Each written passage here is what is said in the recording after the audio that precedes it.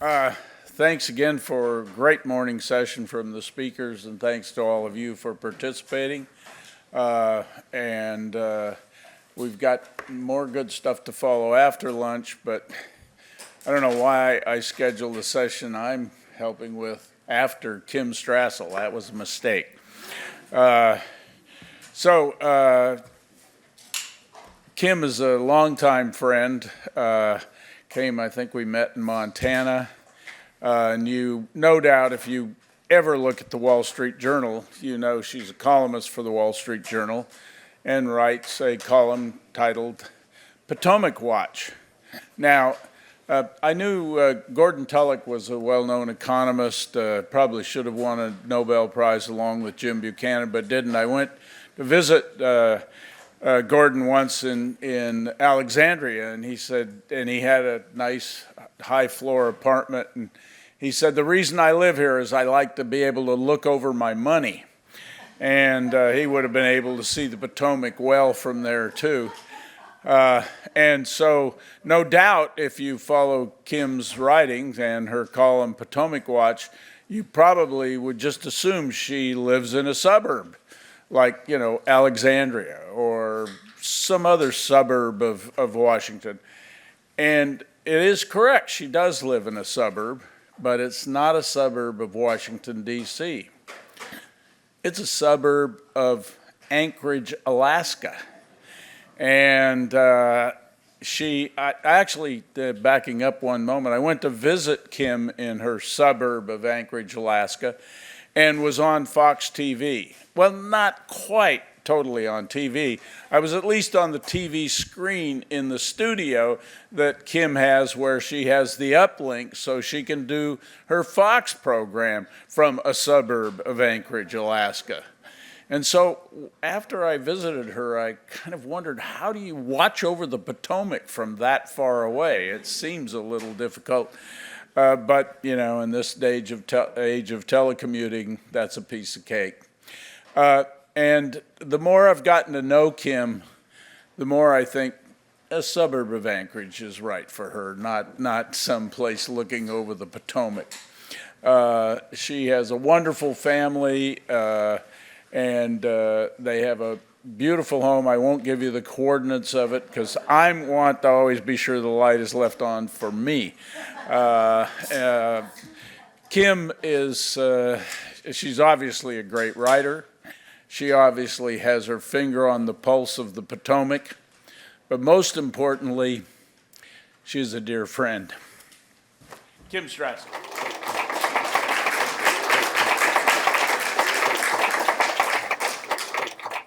Good afternoon. How is everyone? Great. Having a good morning so far? And by the way, you can eat loud when I'm up here because I'm a mom, so I'm used to talking very loud and having actually nobody pay attention to me while they're eating. So you can do that too if you want to. And that was a really nice introduction, Terry, and kind of perfect because I wanted to start out by talking about Terry for a minute. I need to say something about him. You know, those of you who know Terry know that he has been an extraordinary mentor to dozens upon dozens of scholars over the years, leading them not to just new heights of thinking, but to new careers and new life experiences. But what I don't know if everyone appreciates is that he has also been a great mentor to not just scholars, to people like me in entirely different industries. When I was a very, very young journalist at the Wall Street Journal, Terry not only introduced me to the exciting world of free market environmentalism, but he gave me some of my first opportunities. One of the first speeches I was ever asked to give in front of a public audience at a time when I was definitely not qualified to speak in front of a public audience was actually in Perk in Montana. And I have a couple very distinct memories of that trip. One was the utter relief of finishing the speech, having not thrown up on the audience. And don't worry, I'm better at it now. None of you have to worry. The other was that at the end of this speech, and Terry will remember this random former fighter pilot came up to me and offered to give me a ride in his biplane through the Bridger Mountains, which of course I said, hell yeah. And Terry later sent me a picture of me with the whole leather cap and goggles and the scarf, the whole 9 yards. And then finally, and those of you who really know Terry will appreciate this story, Terry at one point asked me if I wanted to go on a big adventure with him. And I was like, yeah, probably like up there with the biplane. At which point I found myself for many hours with Terry in his truck scouting for elk. These are the kind of encouragement and life lessons and experience and support that this Hoover Scholar has given so many people, and I just want to take a quick minute to thank him and applaud him for putting this together.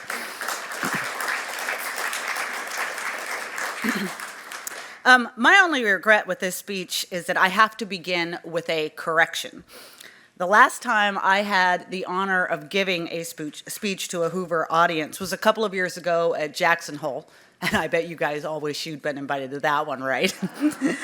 And the topic of that speech was how much I had come to despise and worry about the use of the word unprecedented, at least in the context of Washington.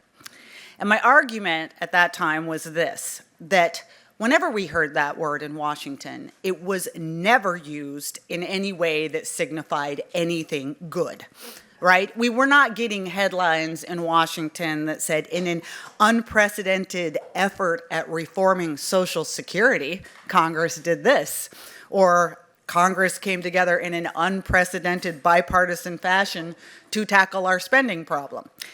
3 years ago, most of the headlines we were getting that used that word were referring to the unprecedented dismantling of longtime political standards and norms, an unprecedented FBI raid on a former president's home, Nancy Pelosi's unprecedented veto of the Republican picks to the January 6th Commission, the GOP House's unprecedented use of the motion to vacate the chair, leading to a House with no speaker for weeks on end.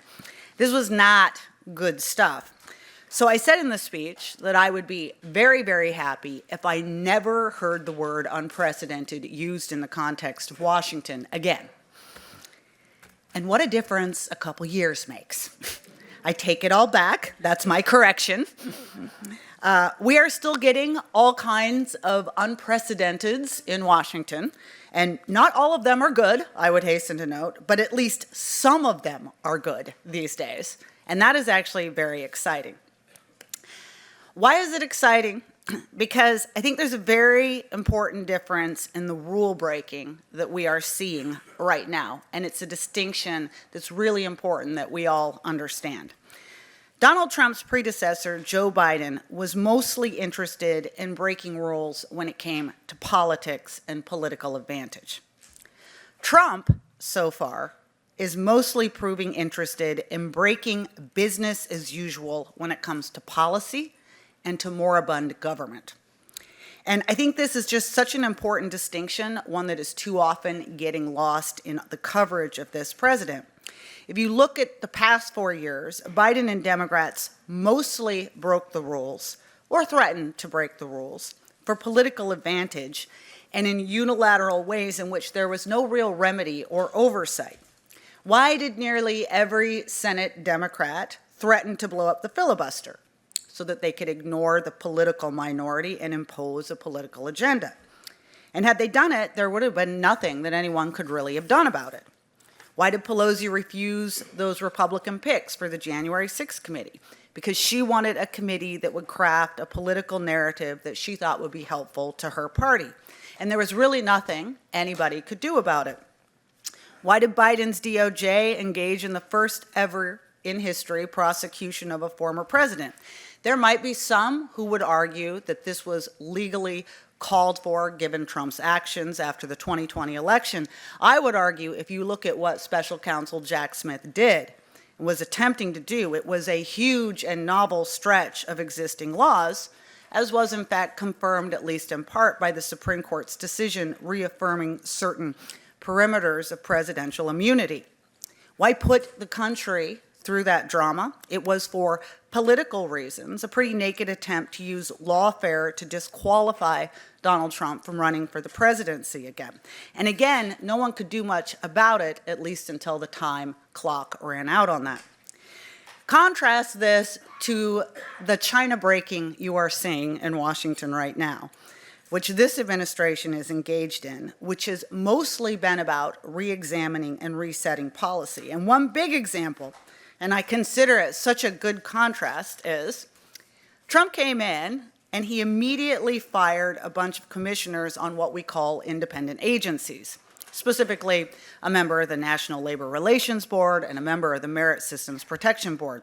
Congress created these agencies very much, and by the way, agencies that have a lot of executive-like powers these days. They can issue rules, they can take disciplinary actions, but Congress nonetheless deliberately created them as independent agencies that would be largely beyond the reach of the executive, at least when it came to the executive's ability to hire and fire the people who sit on them.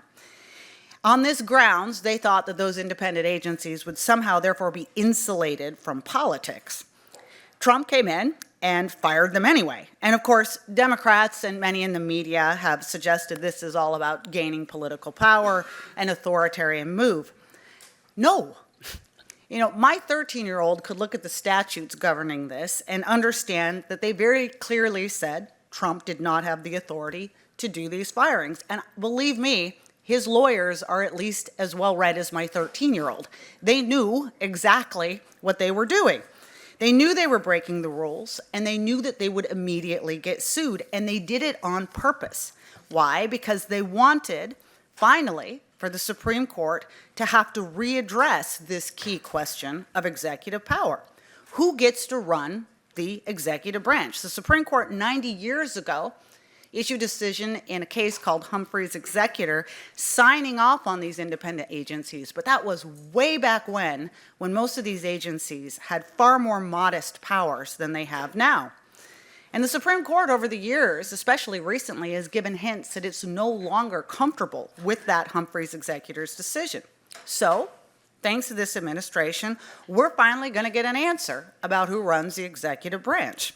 We're going to find out if these structures are allowed under the separation of power. And more important, it will be up to the court to decide that. There is oversight in this process. This is the right way to go about things if you're going to break some China. You ask some basic questions about really big topics, and then you put it in front of the Supreme Court or another outside agency or arbiter. These are the kind of healthy debates we ought to be having in a country where way too many things have been running on autopilot for way too long. And we're seeing that in other ways, too. The president is also teeing up an almighty court battle over the question of whether or not a president doesn't have some level of impoundment powers, over the legitimacy of inspectors general, another one of these Congress-created institutions that potentially intrudes on the power of the executive branch. He's asking the courts to look at the outer boundaries of what the federal government can demand in return for grants given to institutions of higher learning. Will he win all of these? Will he lose all of these? We don't know. Stay tuned. But again, this is an administration provoking some really important policy question debates.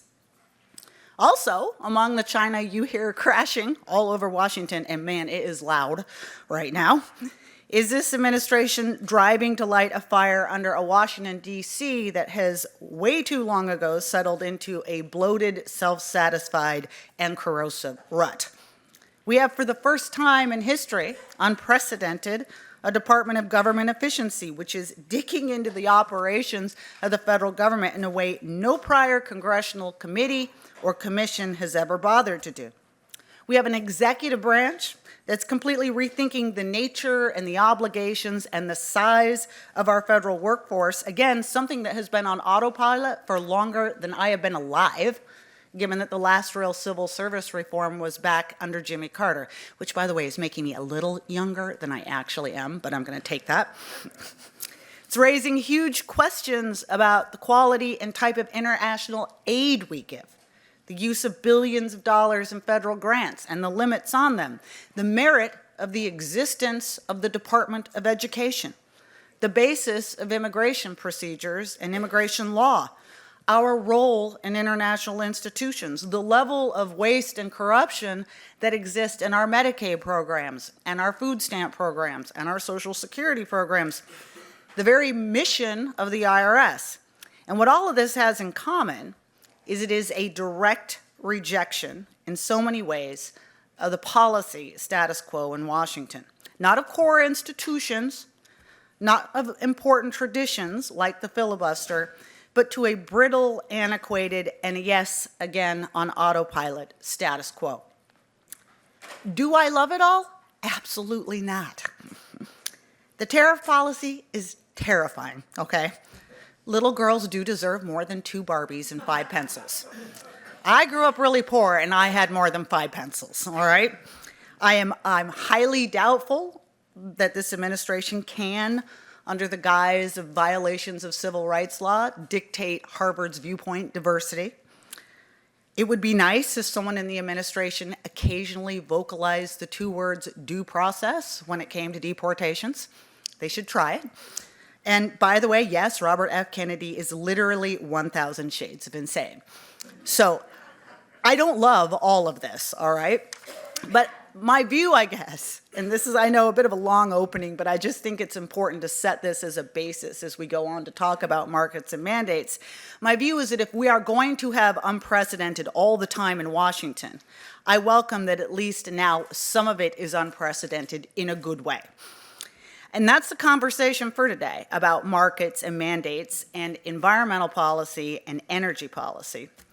Again, I think it's just really important that everyone keep that distinction in mind as you get these headlines over the next 4 years by all of these media types that are suddenly now very concerned about unprecedented actions in Washington, that you just keep running it through that filter. Is the upheaval in aid of naked political gain, or is the upheaval in aid of resetting our policy? That's a distinction that should be made. Amid all of this China breaking and new thinking the Trump team is bringing to Washington, few things in my mind actually do compare to his blue sky opportunities with regards to setting aside decades of stultifying views and mandate-based regulations of energy and the environment, an old-fashioned view of the way we manage our public lands. And the amazing news is that that has already started. Trump, obviously, by this point, has issued more executive orders than I have minutes in the day. Can I just mention, by the way, that covering this administration is like drinking from a fire hose. I deserve hazard pay. I haven't, slept since January 21st, okay? If you have to carry me off the stage, that's why. But all of these executive orders, to me, the one that deserves far more attention than it has been given so far because of the potential for broad-based, long-term economic benefit and a new way of thinking about government is his energy agenda. Trump on day one issued an executive order entitled Unleashing American Energy. And behind that order is his understanding that this country is sitting on the opportunity to become an energy powerhouse in a way that makes Saudi Arabia look like a punk, okay? This was already happening in the first Trump term. By 2020, and I know this has probably been discussed already today, the United States, for the first time in its history, had become a net energy exporter, a swing player in the market, able to influence prices to some degree. Biden certainly stood in the way of that, but Trump is now doubling back down on that agenda. And that's different. The first time around, it was kind of just tacked on to everything else he was doing. This time, he is making it a centerpiece of his agenda. And this kind of makes sense if you know Donald Trump at all, because he loves nothing more than to dominate, right? And this is an area he realizes that if we are unleashed, we can do so. Our resources in this country are boundless: oil, natural gas, coal, rare earth, minerals, geothermal, nuclear. And the benefits to us are hard to even enumerate. Cheap energy is the lifeblood of a domestic economy, for starters. It fuels household economic growth, new manufacturing, innovation. Energy dominance means that we do not have to bend the knee to dictators and authoritarians who control the resources and in the past have dictated our policy by threatening to withhold them from us. It allows us to assist our allies to forge tighter bonds with them and also allow them to break their interdependence with the bad guys. And it's also just, and this is especially on a president's mind who goes to bed every night obsessing on the trade deficit, it's a good export. Like, it kind of helps in that regard too. What he's already proposed is extremely heartening. He's reopening my state of Alaska, one of the more remarkable and untapped sources of wealth in the country. This is something that is hugely underappreciated. Everybody always talks about Texas, but as we like to tell the Texans all the time, we are more than twice your size. He has reversing Biden's orders penalizing Alaska by reopening ANWR, the National Petroleum Reserve. He's giving his support to an amazing new project to create a natural gas pipeline in Alaska. He's issued executive orders reversing Biden's order to put off limits millions of offshore acres for drilling, restarting pipelines. The House and Senate are finally getting in on this. Just last week, they passed, the Natural Resources Committee did their portion of the reconciliation bill, $18 billion more in revenue with onshore and offshore lease sales, restarting the federal timber industry, opening up areas for mining, and unleashing geothermal and nuclear energy.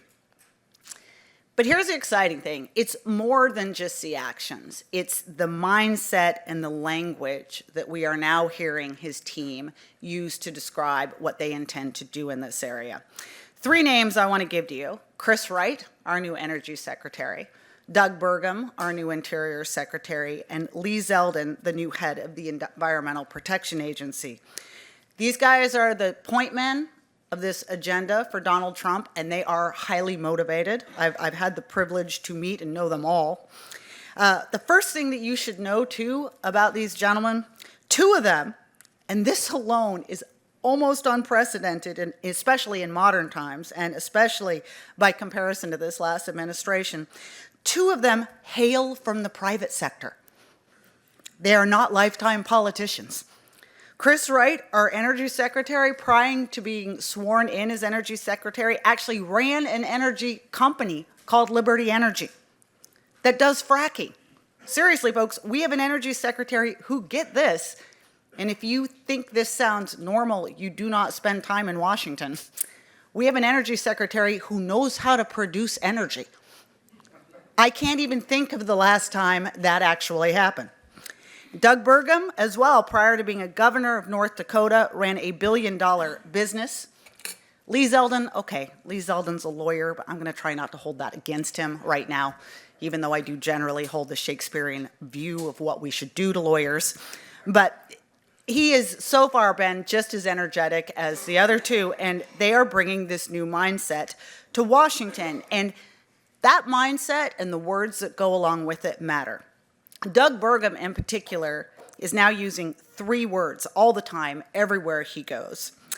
And the idea behind them is just revolutionary, again, if you spent much time in Washington.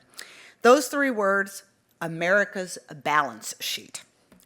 Why do those words matter? Because those are the words of a leader of a government agency who is finally and correctly looking at the federal government as a player in the market, as somebody who actually has something to contribute. And what does he mean by it? When Burgum was first elected governor in North Dakota, and he told me this story, his team started presenting him with all these papers showing all of North Dakota's obligations and liabilities. Hello, sir, this is how much we owe in employee pensions. This is how much it's going to cost to run the schools next year. Here's what our Medicaid budget is. Here's how much we need to put into our roads and our infrastructure. And as a businessman, he looked at his team and he said, okay, thank you very much for showing me how much we're in the hock. But what are our assets? What do we owe? What do we own that can make money for us? What's the black side of the ledger? And of course, because this was a political team, they looked at them completely vaguely and said, well, obviously, the thing we can do is raise taxes. Because that's the way politicians think about their power. Just go rape the people. And he said, no, that can't be possible. Look, we've got buildings, we own resources, we have talented workers. What are our assets? What is our balance sheet? Go out and make me North Dakota's balance sheet. And Doug Burgum created North Dakota's first balance sheet. I would argue, I think it's one of the first balance sheets any state has created in the nation. He's now Secretary of the Interior, and he is bringing the same mindset and idea and approach to the federal government. And of course, the same problem applies. Everyone at this point knows what we owe. I mean, raise your hand if you haven't heard 36.5 trillion in national debt, right? But what is the value of what we own out there? What are our stores of oil and coal and minerals and timber?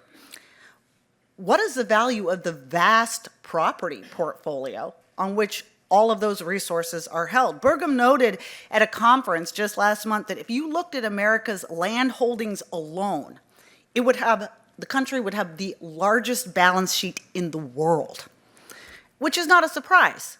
The federal government owns 480 million surface acres, 2 billion offshore acres, 750 million acres of subsurface minerals. And the remarkable thing is, like North Dakota, we have no idea how much it's worth. I actually went and looked this up. Every year, the Treasury Department puts out an annual financial report that claims to have a balance sheet in it. But when you look at it, the only thing that is listed among our assets are our cash and our loans receivable and certain government office buildings. The rest of all of our land holdings are nowhere to be found on that balance sheet anywhere. And while Interior does do some things like update its oil and gas revenue estimates, huge areas of what we own remain unmapped, and other areas are completely ignored. One example, Burgum came in and said, how much do we have in coal? What is our assets in coal? Given especially right now that there is surging overseas demand for U.S. coal. Turns out the U.S. Geological Survey has never done anything more than a back-of-the-envelope analysis of what we might or might not have in coal assets. And that number itself, which is surely understated, $8 trillion. That's what they think. Some of the government's better estimates, even from things that we look at more closely, like oil and gas, are vastly under-describing what we have because they're so retrograde and based on regulations that no one else in the industry uses. Just a couple of weeks ago, Interior, thanks to some of the things Doug Burgum is doing, announced it was going to allow new parameters for what they call downhole commingling in the Gulf of Mexico drilling. That alone is expected to boost oil production by 10% or 100,000 barrels of oil a day, just from changing some words on a government document about how we're now going to allow what is a standard industry practice. This mindset, it really, really matters. Think about what it opens up for you once you view the federal government through that lens as an actual going entity, and simply to acknowledge that it doesn't exist in this bubble, that it is a part and parcel of this bigger thing called the U.S. and world economy. Not that you can, and let me hasten to say, I see some faces out there, you can't run it like a regular company, right? We all know that. We do view federal lands differently because they serve many purposes, including recreation and preservation, and that is all for the good. But even our original conservationists, you think back to the Teddy Roosevelt days, they always had another plank in there alongside preservation and enjoyment of the people and recreation. And that was that the lands were meant to also be there for the benefit of the people. That's what it says right there in Roosevelt Arch and Yellowstone Park, for the benefit and enjoyment of the people. That's the piece that's been kind of thrown aside and memory hold by a lot of the green activists that have exerted so much influence over our public lands policy in recent decades. And yes, there are certainly limits on all of this. No, we are not about to go and value federal lands and then offer up Yellowstone as collateral for Chinese debt, okay? Nobody's suggesting we do that. But we are not using our public lands for the benefit of the people. Not only that, we're not only not using them, we're not managing them, we're squandering them in ways that are actually destroying them so that we can't even use them for preservation or for enjoyment either. When you have a going entity balance sheet mindset, it opens up two really big opportunities in my mind. The first is simply making our lands benefit us from a financial perspective. And they aren't doing that now, which is absolutely stunning. Stunning because nobody else in the whole world views their land property this way. It's remarkable. The private sector views land as one of its greatest assets it has because it almost always appreciates in value. It's like that old Will Rogers line, buy land, they ain't making any more of it, right? Even the states understand the value of their land and how important it is to their revenue and their finances. I can promise you, there is no Western state with a lot of resources that doesn't make measure of those resources. I come personally from the People's Republic of Oregon, which is, right up there with the People's Republic of California. And here's a little dirty little secret about my original home state. You know all those big, beautiful trees we have up there? The ones that everyone thinks of when they think of the Pacific Northwest that are on all the postcards? The state owns a whole lot of them, and they cut them down every year. Lots of them. Lots of them. All those trees. And the reason they do that? Because it pays for Oregon's schooling. And it's why, over the years, despite many, many calls from the environmental community that state get out of the lumber and timber business, Oregon has never done so because to do that would lose them tens of millions of dollars of school funding every year. The other thing that makes it useful is, guess what? They manage that land extremely well. They replant it, they take care of it because it's going to pay for their future school revenues as well. Montana in 1994, they do this as well. Their logging contributed $94 million to Montana public schools. That's just a remarkable number. So you have to leave it to the federal government to be the only entity on the planet that can make their land a money loser. And, I'm going to steal something from Terry here. He recently wrote a great piece in my paper. And he noted that he spent days looking into this. In 2023, the Bureau of Land Management lost $734 million. The National Park Service lost $2.8 billion. The U.S. Forest Service lost, anyone even want to take a guess? Almost $10 billion. Lost money. And Terry noted that if you just applied a simple long-term government bond yield to our land assets, we should be making $100 billion a year, not losing $14 billion from these different entities. If you start to treat the federal government like a going concern, it puts a whole new cast on it. It makes it so that you have to think like people everywhere else. If you were in the private sector, how would you make that land work for you? In the administration, we know what the energy piece of that is, okay? We've already talked about that a little bit more in terms of resource management and some of the things they can do.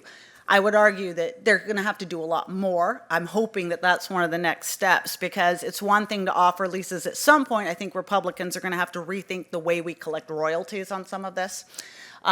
If we are really realizing the actual value of some of those resources, because Americans deserve to have a real return on some of these resources that are being made available to the private sector. But other things that this opens up, you could lower costs. Terry noted in his piece, we have 60,000 employees that work for those three agencies alone. 60,000 employees. And they still can't manage it correctly. It's astonishing. I don't know how many of you saw a Washington Post headline recently. It was a whole story squealing about DOGE and cuts it was making to the government, and it pointed out this terrible mistake that had been made, the chaos at the national parks, because Trump administration had fired the only locksmith in Yosemite Park, quote, with all the keys and institutional knowledge to rescue visitors from locked restrooms. Can we just think about that for a minute? I mean, first of all, how many people are actually getting locked in Yosemite bathrooms all day long? I don't know the answer to that, but it's kind of a disturbing question. But secondly, nobody in the national park system ever considered that it might be a problem having only one person with the institutional knowledge and the metal hardware to handle every lock on a 750,000 acre park. Nobody ever considered that. To me, this said so much more about how we do not manage government efficiently than it did about the problem of DOGE actually cutting a couple of positions. We could raise some prices. We talk endlessly about the sanctity of our national parks, the beauty, the crown jewels, Yellowstone, all those names. But if they really are all that, we are selling them way too short. Right now, for $35, no matter how many people you have packed in the back of your car, you can get into a national park all day. And you know, I can just tell you, most of the backpackers I know, they spend 10 times that much buying a backpack to go camping from REI.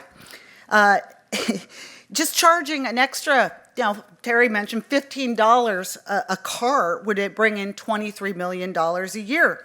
And no, we don't want to make these things too unaffordable, but we also have to have a reasonable price. I would also note, we don't charge anything more for non-Americans to go into our park, which I find stunning, because it's not like the Roosevelt Arch says for the benefit and enjoyment of the Swiss and the Congolese.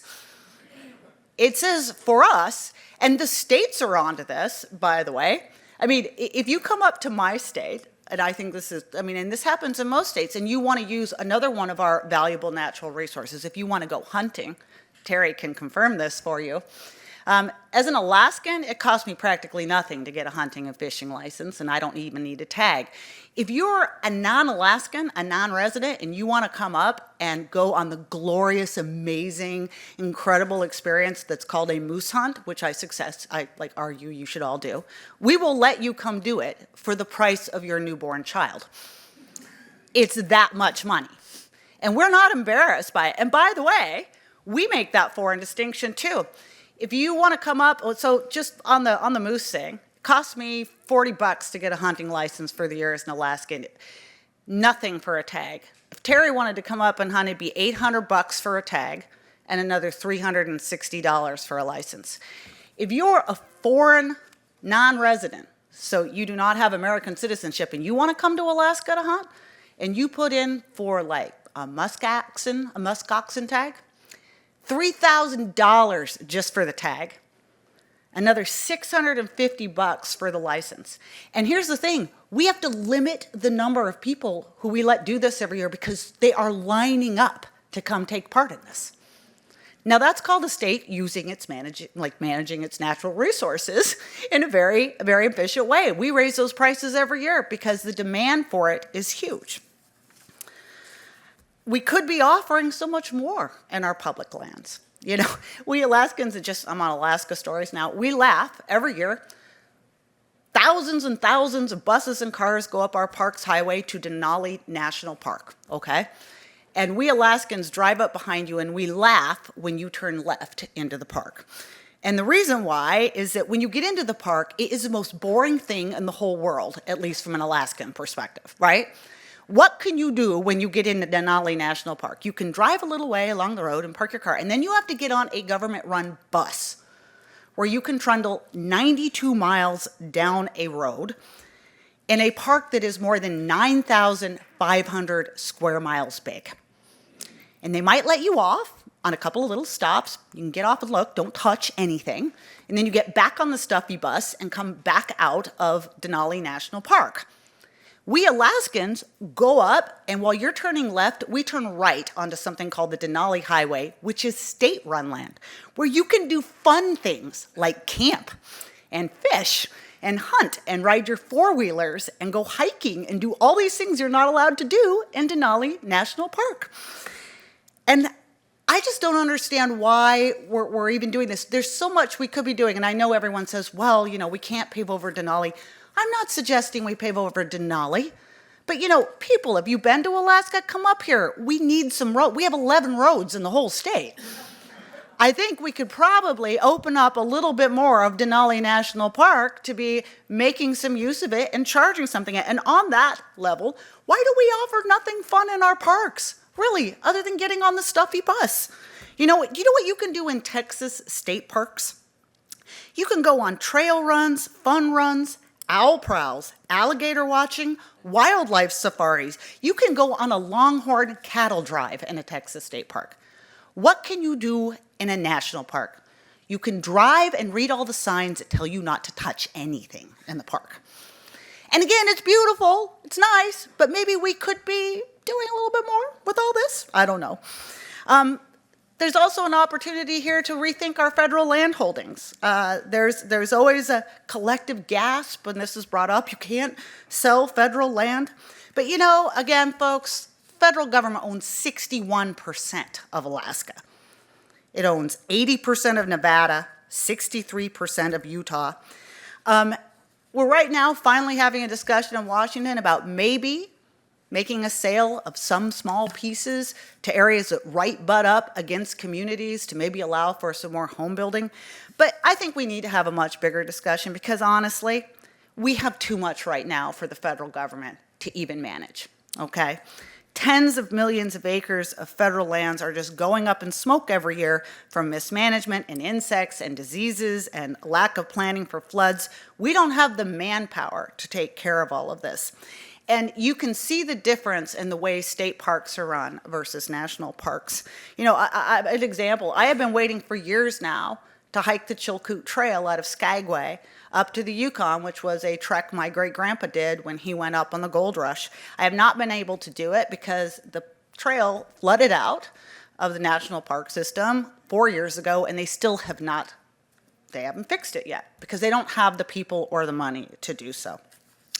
So we need to think about some sales. We need to think about some land swaps to deal with pieces of property where we can't effectively manage it or do anything for habitat or preservation of species, right up next against developer properties where they can't do anything because these parcels are landlocked to do anything from a commercial nature. There's a lot that can be done to be making this better. Quickly, been going on too long, but there's a second really great area too that this whole mindset and way of talking open up, and that is also starting to look at not just the energy side, not just our private lands and how they work for us, but from our environmental regulatory perspective, in particular free market environmentalism. And I'm not going to get into a really big talk about all of that.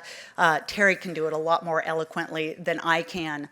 But when you're talking in the language of using markets, this is an opportunity to take some of these statutes that have been on the books for decades and clearly are mandate-based and are not working. Endangered Species Act, probably some of you have heard this statistic before. How many species have we successfully managed to remove from the Species Act in its entire existence in this law, again, as old as I am? 3%. That is pathetic. And there are so many better ways. They're being proven already, especially by nonprofit groups and think tanks that are engaged with private landowners on some very creative ways to change the way we do this. But we need the federal government engaged too. And I put that out as a challenge for people because we have guys there at the moment that are thinking about this. They are open to it. But they need to also be nudged and made aware of some of the broader universe of potential that is out there for us to change the way government does business. And this is the moment to do it, because I will leave you with this. One of my favorite jokes about Donald Trump actually goes back to July of 2015 when he was running in the first Republican primary for his first term. And one of his rivals at the time, some of you may remember this, was Lindsey Graham. And things had become a little bit heated, and the senator from South Carolina made the mistake of calling Donald Trump a jackass.